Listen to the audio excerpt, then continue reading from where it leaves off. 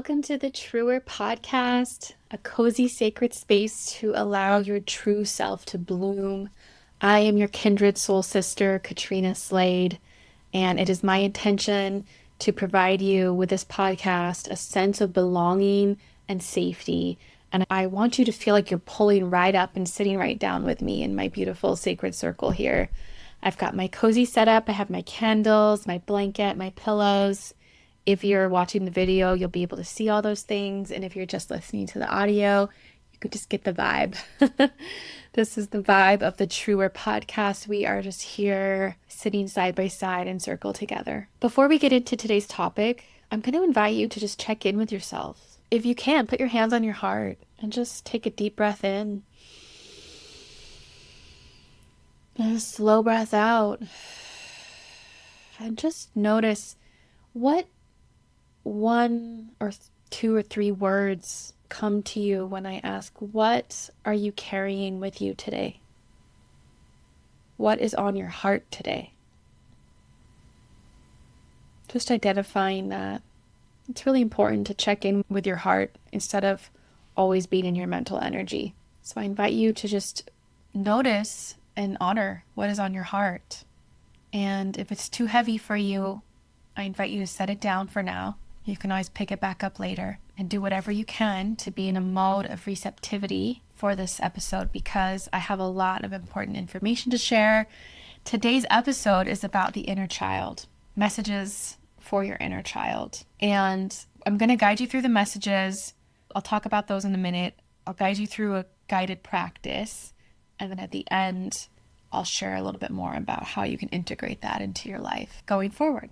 The inner child comes up so many times when I'm working one-on-one with clients. It's basically a requirement to work with your inner child if you're doing your own inner transformational journey. The process of becoming true, which is the title, Becoming True is the title of my new spiritual hub where you can access meditations and practices and workshops that will help you with all of this. And I'm going to put a link below and you can join that if it feels right for you. But the process of becoming true has a lot to do with our inner child. So I feel like this is such an important topic. And I think now is the right time for you to hear this or to receive whatever you are meant to receive from this. Okay, so before I recorded this podcast episode, I did a meditation where I psychically connected to the energy of the inner child as a group. Like we all have our inner child. Like what messages do we need to know about our inner child? And I have my notes here in my notebook, and I'm going to share what came through. If you watched or listened to previous episodes, you know that my psychic information comes through visions. So I have a lot of visual symbolism here to share with you, and we can interpret that. So the vision that came when I was connecting to this energy of the inner child, I saw a vision of you diving into water, like a natural body of water. It seemed like ocean water, not like a lake or anything. And it looked like you dove in and then you saw deep beneath you, you discovered a magical underwater place, like a palace or a magical mermaid land or something. I don't know what it was, but it was like this beautiful, magical place under the surface of the water. And it felt like there was treasure to be found down there. Like you were meant to discover that and you were meant to go and explore that. And it was a life-changing discovery for you. And what this means to me, it might mean something else to you, but what this means to me is whenever we look at water in terms of this subconscious work, the psychic work, water always symbolizes emotions, and the surface of the water and under the surface, this is very symbolic. I just talked about this in the last episode with the iceberg metaphor. We were talking about fear and consciousness and like what's in the subconscious is what's under the surface. So again, I'm getting shown, this happens a lot, shown the same thing in different ways almost, that we need to go under the surface. We need to go deep into our emotional realm. I'm not saying you need to like have a temper tantrum and get your emotions out. I'm saying exploring, diving in and exploring, and that's where the treasure is, right? And there's a lot of repressed, suppressed information down there that needs to come to your conscious awareness, to your surface, and that is almost like the treasure. I feel like there's more to this visual. We'll see what comes through. I have more notes here I'm going to share with you about this.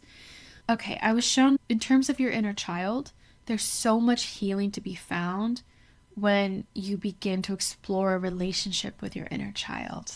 And I'm wondering how many of you right now who are listening or watching this have already connected to your inner child in some way through a meditation or through a practice of some kind. How many of you like have that vision of who your inner child is?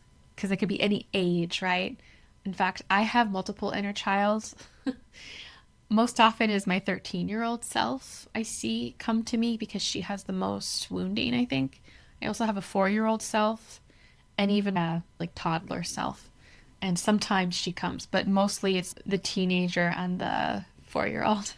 Now, the important thing to know about your inner child is that most of us have rejected our inner child long ago because of conditioning, because of that true part of ourself, even that innocent part of ourself has been, we'll see, being slapped in the face, like slapped around and told, no, you can't be like that. That's too much. We all know how this happens in our lives growing up, and we can't be a certain way because it will upset our parents or our caregivers. The religion or the culture we're in dictates certain things, and we have to fit into that.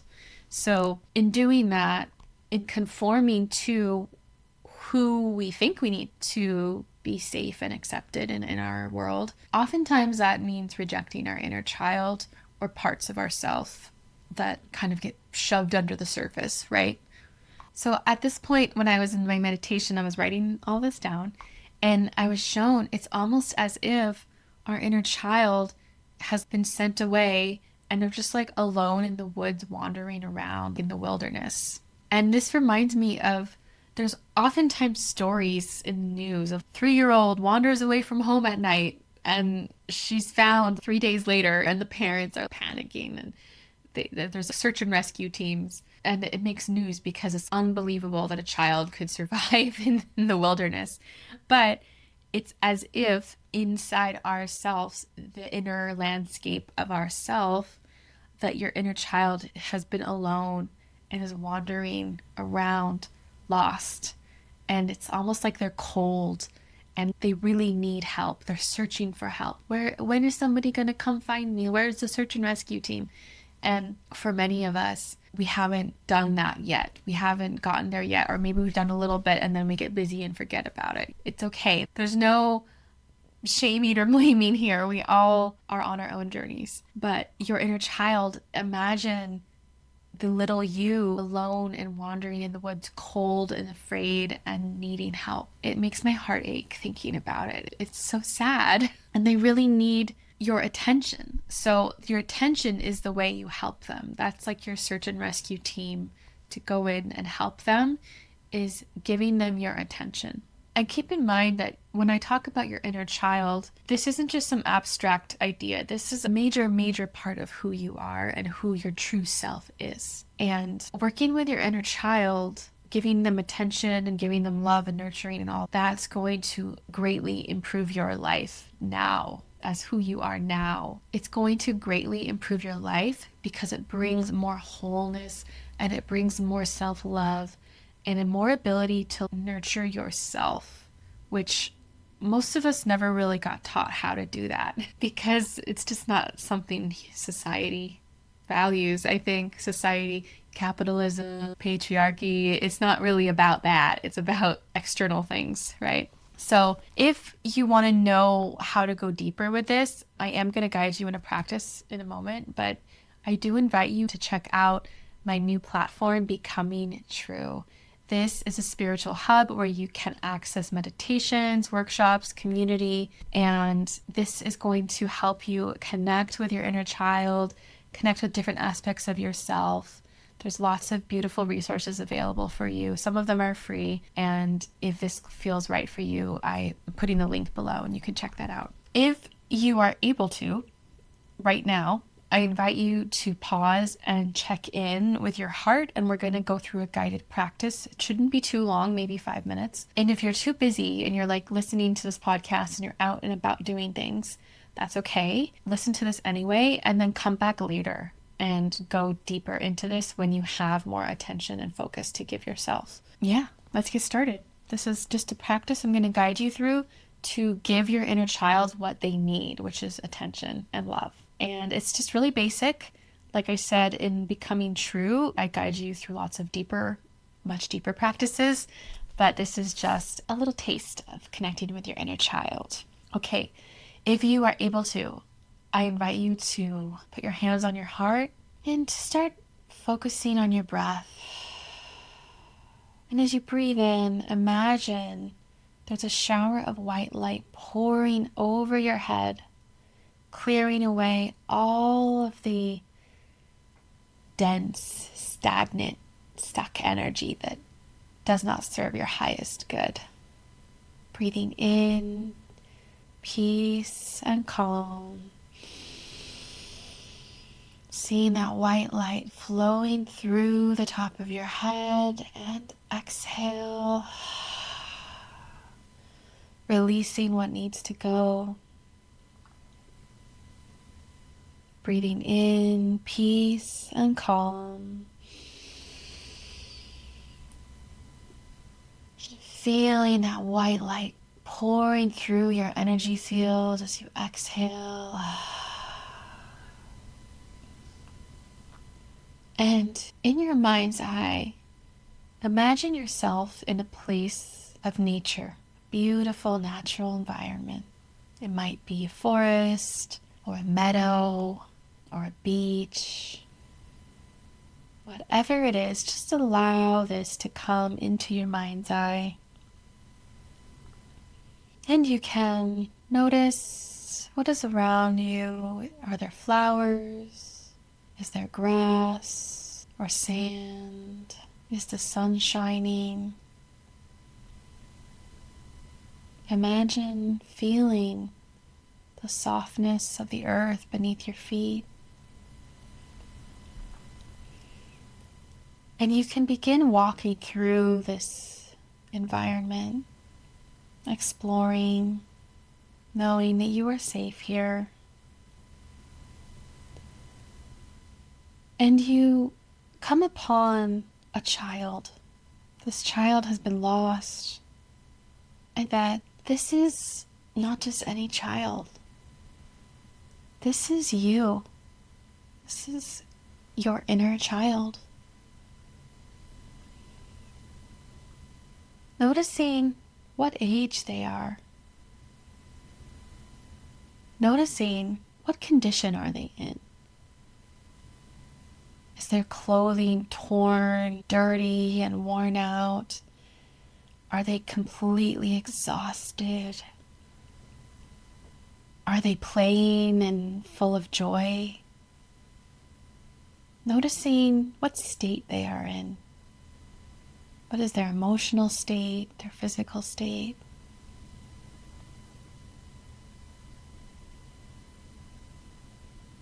And how does this inner child feel about you? Are they happy to see you? Are they resentful because it's taken you so long to find them? Just allowing whatever is being shown. No questioning, just allowing this to come forward.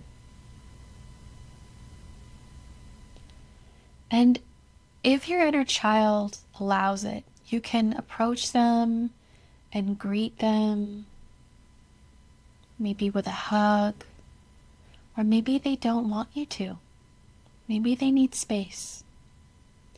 Just allowing whatever needs to occur.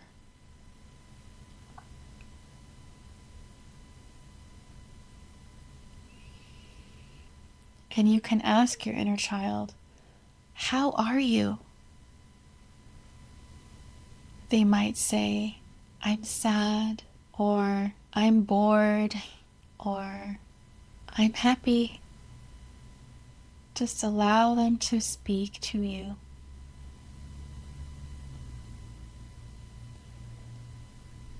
And let's say they are sad. Then you follow up and ask, why are you sad? You ask, why are you feeling this? Whatever it is for them.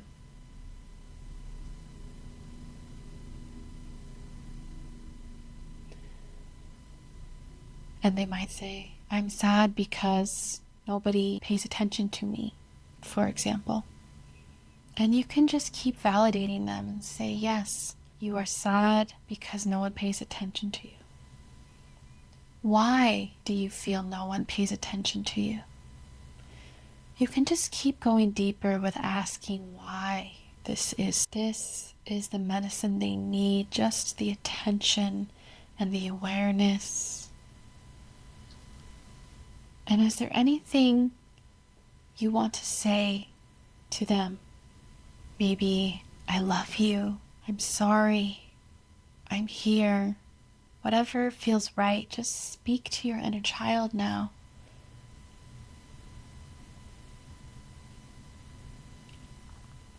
And you can ask them, what do you need?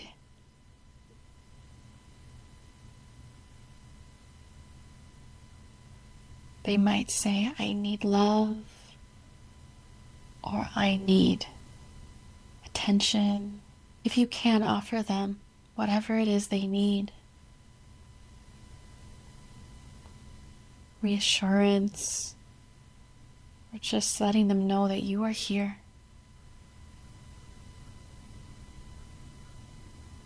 You might feel the need to offer them affection, cuddling, or hugs. Just giving this child whatever they need to feel seen, to feel heard, to feel loved.